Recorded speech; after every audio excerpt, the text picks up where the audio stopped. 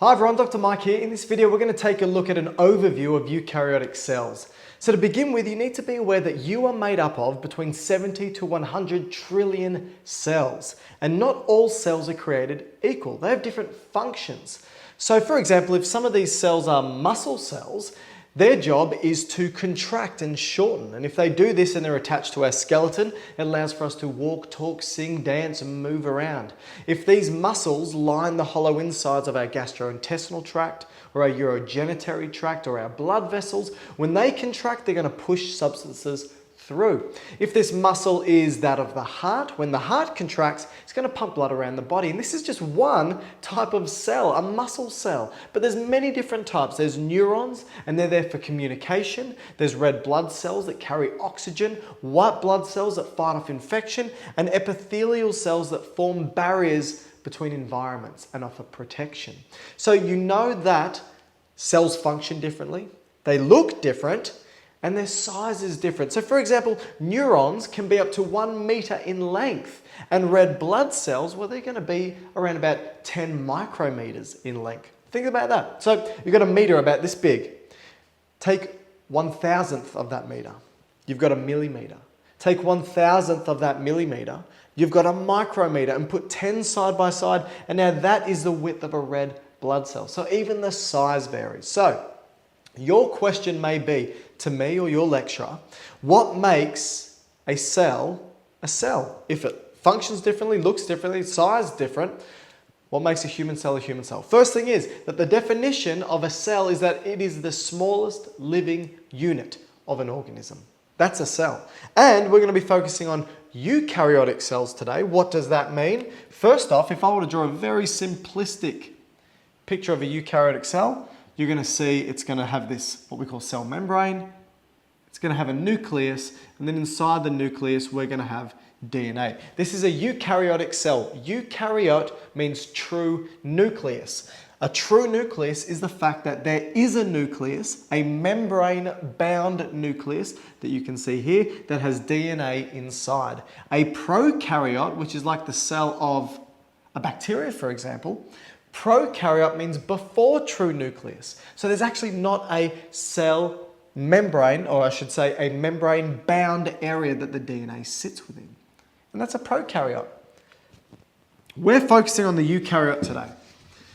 Now, a couple of things. I've drawn up a human eukaryotic cell right here, and you see it's very busy. It's like a city. There's obviously going to be barrier separating one city from another city, and inside the city you're going to have factories and libraries, and you're going to have people cleaning the streets, and you're going to have buildings and structural support. You're going to have infrastructure. It's the same. All right. Now, let's just go back to that simple cell again, because I want to do some labeling. First thing is that cell membrane. The cell membrane is what separates out what's inside the cell to what's outside the cell, and the cell membrane is actually a double layer. It's what we call a phospholipid bilayer, and I'll talk about phospholipids shortly. So there's the cell membrane. Next thing is inside the cell it's filled with fluid, and this fluid in the cell is called the cytosol. Cytosol. And that's the fluid inside of the cell itself. You can see inside the cell, floating in that fluid, are a whole bunch of structures that we call intracellular components or compartments, and they're also known as organelles. So an organelle is basically a small organ, and organs have discrete functions, so do organelles. They've got discrete functions as well. So you've got mitochondria that produce ATP or energy. You've got rough endoplasmic reticulum that helps synthesize proteins, smooth endoplasmic reticulum that helps create proteins and detoxifies, Golgi apparatus that helps package things together. You're going to have structural support proteins like microtubules, for example. You're going to have lysosomes and peroxisomes that help clean the environment. So many different things. So if we were to draw up just a couple of those, so you've got mitochondria, you've got endoplasmic reticular, you've got Golgi apparati, you're going to have some lysosomes and peroxisomes. So these are the organelles. If you were to take these organelles and take the cytosol as well and put them together, you have what we call the cytoplasm. So the cytoplasm is, again, the cytosol plus the organelles. Okay, great. Now, there's something missing here. This structure here that we spoke about earlier that makes it eukaryote. So this is the nuclear membrane, also known as the nuclear envelope, which has DNA inside. So if I were to draw that up, there's the nucleus and there's the DNA. Now, if I were to take, again, the cytosol, the organelles, and now the nucleus, what we have is the protoplasm. So the protoplasm is basically everything inside the cell. And that's what we're going to focus on now. We're going to focus on 5 important parts that you need to be aware of the protoplasm. Let's have a look. 5 important aspects of the protoplasm. The very first one that we're going to look at is really easy. First one is water. The protoplasm is made up of between 70 to 85% water. And there's going to be things dissolved in this water like ions and some proteins and other molecules. There's going to be things that won't dissolve in this water that are insoluble, like some other proteins and some lipid or fat-based products as well. So water. Next, proteins. Proteins is the second most abundant product inside of this cell and actually makes up between 10 to 20% of what's inside of that cell. Now, not all proteins are created equal. Some are structural, and I alluded to that earlier, and some are functional. So some structural proteins include these microtubules, for example, these microfilaments. They create a framework for the cell. They are like a lattice support, the scaffolding of the cell. Really important. There's other types of proteins that do this, like centrioles are important for holding on and maintaining that DNA as well. They're structural proteins. Functional proteins do some sort of work within the cell. Functional proteins can be receptors, they can be carrier molecules, they can do a whole bunch of stuff. So functional proteins too. Next, we need to talk about ions. There's going to be a whole bunch of ions inside of that cell. Now, what's an ion? An ion is a charged atom or element, remember? You can have a positively charged ion, that's called a cation. You can have a negatively charged ion, that's called an anion. If you like cats, that's how you remember cation. So what's the most abundant intracellular ions? All right, first of which, potassium. That's a cation. Bicarbonate. Magnesium. And phosphate. These are the most abundant intracellular ions. Some are cations, some are anions. But there's going to be other ions inside. So for example, you're going to have some sodium, you're going to have some chloride, you're going to have some calcium. But these are more abundant outside the cell. So we're looking at the protoplasm, right? What's inside the cell. These ones are most abundant.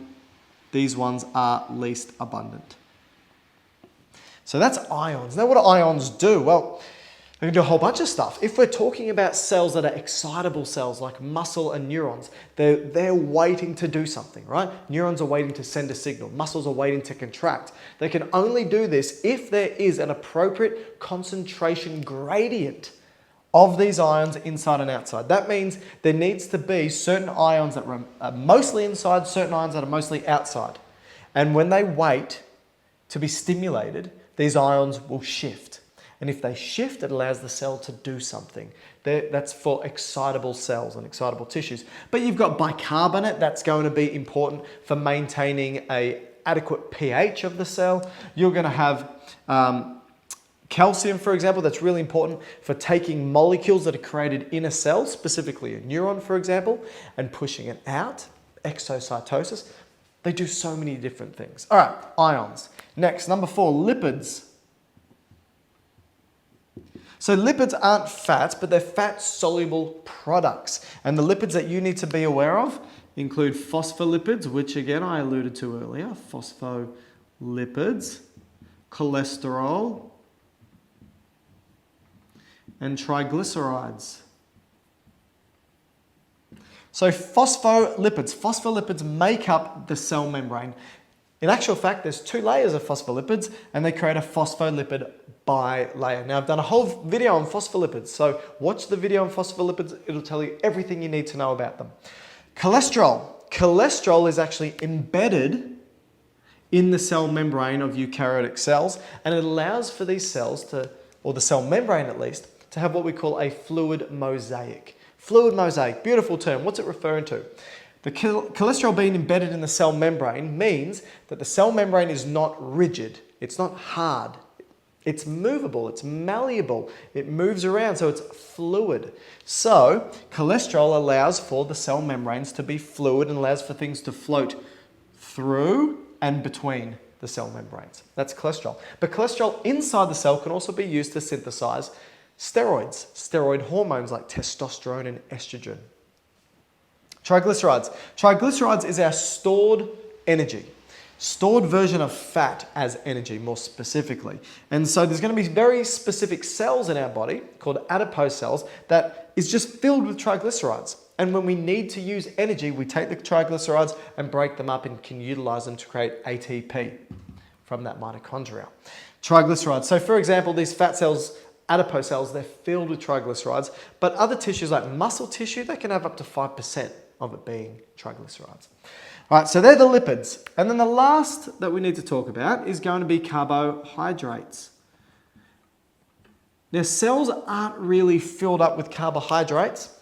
Probably hepatocytes, which are liver cells, up to 6% filled with carbohydrates as an energy source, because that's what it's there for, right? Carbohydrates will be broken down into its simplest sugar, which is glucose. And the important thing about glucose is the mitochondria can take it, and with a bit of oxygen, produce ATP, and that's the energy. But that glucose, we don't really store inside the cell. The glucose is free floating outside the cell and in the bloodstream. And if we take it into the cell, we store it or use it. Carbohydrates, however, that's the way that we store glucose. So we can take glucose, snap it together if we don't want to use it, like Lego blocks, and store it as glycogen. And like I said, hepatocytes can have 6% of its mass being glycogen, stored glucose. Muscle cells, around 3% being stored glucose as glycogen. And again, energy source. Carbohydrates can also be bound to proteins, and it's called a glycoprotein, and they can sit in these cell membranes as well, and they can be used as receptor or signaling molecules. So we've gone through different types of cells, we've gone through different functions of cells, we've highlighted the different sizes, we've spoken about what's in a cell, spoken about the protoplasm and all the components of the protoplasm. So this is a brief run through and overview of a eukaryotic cell.